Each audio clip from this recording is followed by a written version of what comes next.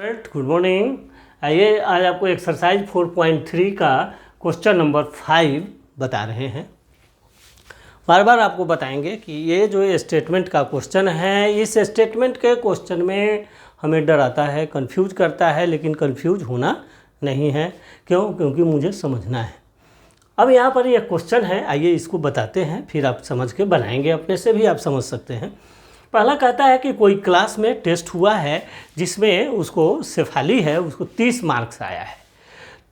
English और हिंदी दोनों मिला के 30 है। भाई हिंदी और इंग्लिश और मैथ दोनों मिला के 30 है। इसका मतलब है कि ये दोनों सब्जेक्ट मिला के 30 है। तो क्या हो सकता है? एक में 28 आ सकता है, एक में 2 आ सकता है, एक में 29, एक में 1, एक में 13, एक में 17, क्या बहुत सारे सिचुएशन बन सकते हैं। क्या कहा जाए? आपको जो मन में आएगा बोलिएगा।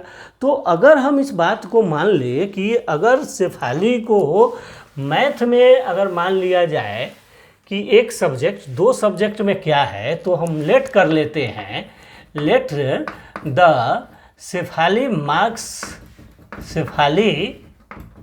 मार्क्स इन मैथ में क्या आया, उसको x नंबर आया। ठीक है, तो क्या होगा? इंग्लिश में कितना आएगा? 30 में से x माइनस कर देंगे। तो इंग्लिश में तो let the Shefali marks in English में क्या आ जाएगा? इंग्लिश में आ जाएगा 30 में से x आप माइनस कर दीजिएगा। यही तो आएगा भाई।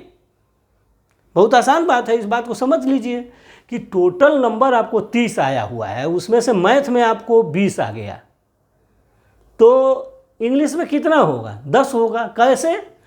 अगर आपको टोटल मार्क्स 30 है, इसमें से आपको 20 नंबर आ गया आपको मैथ में, तो कैसे पता लगाते हैं कि इंग्लिश में कितना होगा? तो माइनस ही तो करते हैं।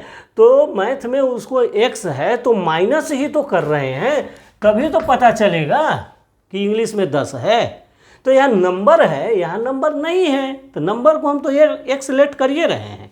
तो इसलिए आप इसको ऐसा लिख सकते हैं कि इंग्लिश में उसको 30 माइनस x मार्क्स आया था। अब आते हैं अकॉर्डिंग टू क्वेश्चन। अब अकॉर्डिंग टू क्वेश्चन क्या कहता है कि 2 मार्क्स उसको मैथ में ज़्यादा मिला। क्या मिला? 2 मार्क्स उसको मैथ में ज़्यादा मिला। अकॉर्डिंग टू आप क्वेश्चन लिख दीजिए। अकॉर्डिंग टू क्वेश्चन मैथ में क्या हुआ है? एक्स में he got 2 marks more mathematics. तो मैथमेटिक्स एक्स है तो इसमें 2 मार्क्स आया ज़्यादा। और दूसरा क्या कहता है? 2 मार्क्स किस में? मैथ्स में आ गया। और देखिए दूसरा क्या बोलता है? 3 मार्क्स लेस हुआ, मतलब कम हुआ। किस में? इंग्लिश में। तो इंग्लिश का मार्क्स आपका यह है 30 माइनस x माइनस 3 इन इंग्लिश में कितना आया हुआ है? 3 मार्क्स कम आया हुआ है, तो माइनस 3 कर दिया। अब इसका कैलकुलेशन अगर आप करेंगे तो 30 और यह 27 माइनस x हो जाएगा। अब क्या कहता है? दोनों का product and the product of their marks. तो ये दोनों प्रोडक्ट को, इस दोनों प्रोडक्ट को अगर मल्टीप्लाई कर दिया जाए तो 210 आता है। तो हम मल्टीप्लाई कर देते हैं। किसको मल्टीप्लाई करेंगे? x प्लस 2 और 27 माइनस x को, प्रोडक्ट को मल्टीप्लाई करने पर हमारा 210 आता है। यही है ना क्वेश्चन में? 210 ही तो है। हाँ ठीक है, 210 आता है। अब चलिए अब इसका कैलकुलेशन, अब आपको ये सब आता है, तो चलिए इसको क्या करेंगे? तो x से इसमें मल्टीप्लाई करेंगे तो 27x minus x square plus 54 minus 2x equal to 210। अब देखिए, अब 27x और यह क्या हो जाएगा? 25x minus x square equal to 210, और इस 54 को उधर ले जाइए तो माइनस 54 हो जाएगा। अब ये क्या हो गया? 25x minus x square equal to, यह क्या होगा? 10 में से 4 गया 6 और 5 एक दाएं 5 और 156, 156। अब इसको आप इधर ले आइए तो क्या हो जाएगा, 25x minus x square minus 156 equal to 0। अब क्या है, एक्स स्क्वायर जो हमारा है ये माइनस में है, तो हम माइनस में नहीं रखेंगे।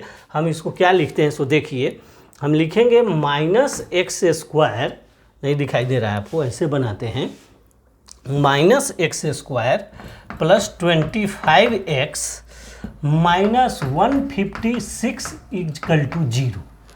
लेकिन यहाँ पर हमारा टर्म माइनस है, तो माइनस में फर्स्ट टर्म हम एक्स स्क्वायर को नहीं रखते हैं, इसलिए सभी में अगर माइनस कॉमन ले लिया जाए या सभी में माइनस से मल्टीप्लाई कर दिया जाए, जो समझ लीजिए, तो सब हमारा ख़त्म हो करके क्या हो जाएगा, x square minus 25x plus 156 equal to 0।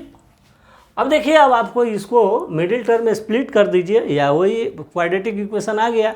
अब क्वाड्रेटिक इक्वेशन में क्या है, 156 है, तो 156 को प्राइम फैक्टराइजेशन कर लीजिए। 2 से 2 सत्ते 14, 1 18, 2 अट्ठे 16, और फिर 2 से करिए तो 2 तिहाई 6, 1 2 नवा 18, और यह 3 से कटेगा, 3 इकाई 3, 3 तिहाई 9, और यह 13 से कट जाएगा 1। अब देखिए, अब आपको क्या लाना है, -25 लाना है, तो 2 दूना 4 तिया 12, 12 और 13 को अगर प्लस करेंगे तो माइनस हो जाएगा, तो -12 और -13 आप लिख सकते हैं।